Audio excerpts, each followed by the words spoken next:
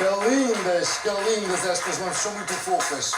Ora bem, já cá temos o próximo convidado. Podem bater palmas ao Francisco Salgado. Bem-vindo, Francisco. O Francisco é o autor deste livro, Sexo, Drogas e Selfie, que basicamente é o livro que dá origem a um filme que nós temos. Não, foi o Fim da Inocência que deu origem ao filme. Foi o Fim da Inocência. Foi anterior a esse. É o outro livro. Exatamente. Baralhei-me, mas não interessa também. Este aqui, o Sexo, Drogas e Selfies, é baseado em factos reais. Estamos a falar de adolescência, ou neste caso, estamos a falar às vezes até pré-adolescência, não é? Pré-adolescência. Infelizmente é pré-adolescência. Francisco, conta-nos um bocadinho, fala-nos um bocadinho da protagonista deste livro. A protagonista começa com 12 anos. Lá está a pré-adolescência. Basicamente pré-adolescência, são bebés acabadinhos de sair do colo da mãe e é em que começam com uma vida sexual muito cedo, começam com drogas também muito cedo e, sobretudo, é uma vida com muito pouco sentido na medida em que as selfies são a base de tudo aquilo que fazem na vida. São os realizadores das suas próprias vidas. E podem estar em conjunto uns com os outros, ter uma fotografia muito felizes e no momento a seguir, para uma hora em diante, como se estivessem... Sim, como se a coisa não estivesse a correr bem. Ou seja, na realidade, hoje em dia, e não podemos só falar da nova geração, não podemos ser hipócritas ao ponto de dizer que todos nós não fomos também arrastados para este novo paradigma de comunicação, que são as redes sociais. No fundo, são realizadores de ficção. São, claramente. Da sua ficção, de uma ficção que querem...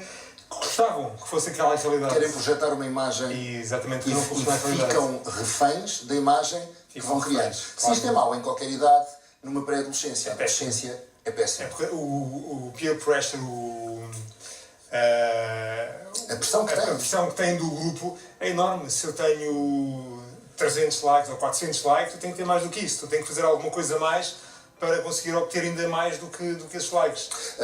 Esta necessidade de aceitação de grupo sempre existiu, faz parte da vida, não é? Especialmente da adolescência.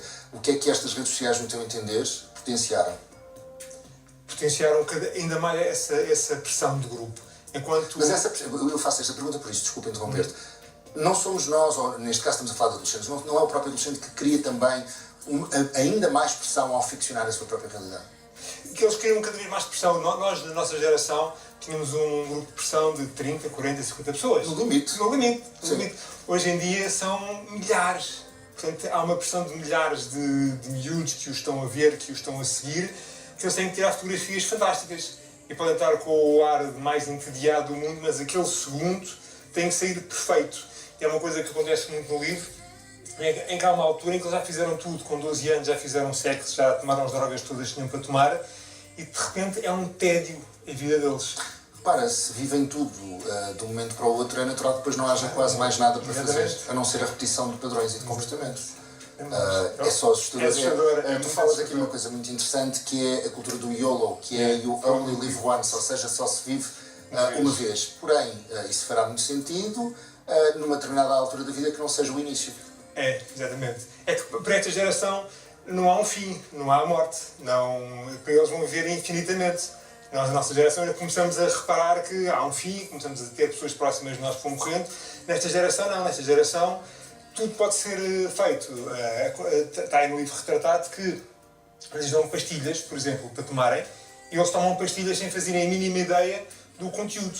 Já não estou sequer a falar com uma pastilha de ecstasy, que pode ter os efeitos que tem nestas idades, mas muitas vezes são pastilhas em que não fazem a mais pequena ideia do que é que está lá dentro. Que pode ter sido feito numa fábrica na China, por exemplo, em que podem ter sido postos componentes lá dentro que não têm nada a ver com aquilo que é vendido.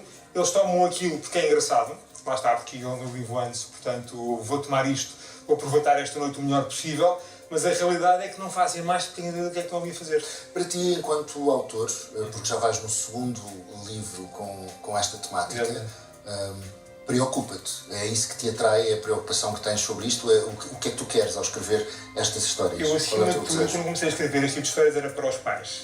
Era um alerta para os pais, claramente. E foi curioso, o que aconteceu foi que os pais ficaram muito assustados, porque com os meus filhos não existe. Este era daquilo que eu mais ouvia. Com os meus filhos não existe, ou eu não quero ler. Porque isto assusta-me imenso. E quando alguém dizia que isto assusta-me imenso, eu dizia, tens que ler. És tu que tens que ler, claramente. Porque isto pode acontecer com os teus filhos. Ninguém está livre de que isto não aconteça. Até porque, claramente, e também foi desde sempre assim, nós temos uma vida à frente dos pais e outro tipo de vida quando os pais não estão bem. Eu percebo que seja completamente assustador Aliás, a parafernália de livros, filmes, séries em que isto está subjacente é cada vez maior, fala-se cada vez mais sobre a vida paralela que os adolescentes têm nas escolas e nos seus grupos de amigos. Eu percebo o que é que os afasta.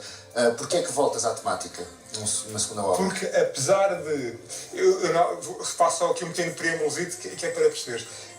Eu quando eu escrevi O Fim da Inocência, perguntei a várias pessoas se conheciam casos. Ninguém conhecia casos. Isto era um tabu perfeito. Escrevo O Fim da Inocência, de repente começam... Tem 10 anos, certo? 7, 8 anos, por aí, mais ou menos. Sim. Portanto, escrevo O Fim da Inocência e de repente começam a chover mails com casos e mais casos. E acho que a comunicação social começou a pegar a partir daí em casos que aconteciam também que iam vendo. E começa a ser capa de revistas e de jornais, as drogas legais, o sexo cada vez mais novos, as bebedeiras que levam ao coma. E eu continuo a achar que os pais, apesar dessa informação toda que têm, continuam a achar que não lhes acontece em casa, a assobiarem para o lado.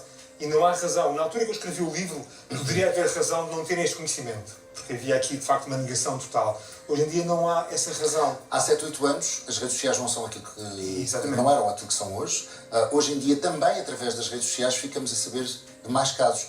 Vídeos que são gravados e que são postos online pelos próprios alunos, seja de violência, seja de sexo ou de abuso sexual, assim, casos milhentos que vão dar uma perspectiva ainda mais real, sendo que isto é baseado em factos verídicos, a uma obra de ficção.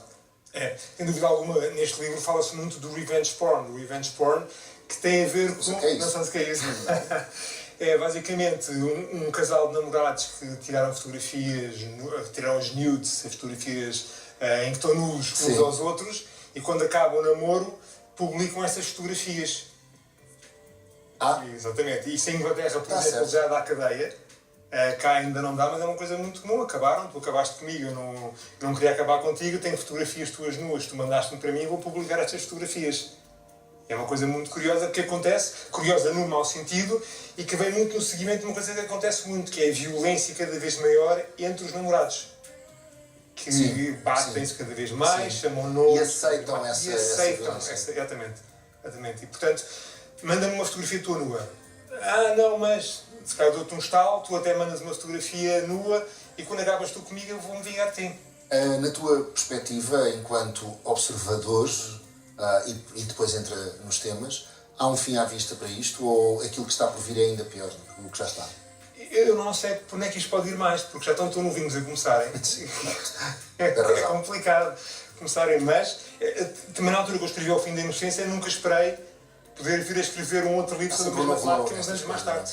Ora bem, já está à venda, certo? Já está à venda, já. Podem então comprar o novo livro do Francisco Salgueiro, Sexo, Drogas e Selfies, um retrato real, cru e violento da pré-adolescência e da adolescência, eu acho que é do mundo inteiro, na realidade, não é só em Portugal que isto acontece. Muito obrigado, Francisco, por vir. Um aplauso ao Francisco.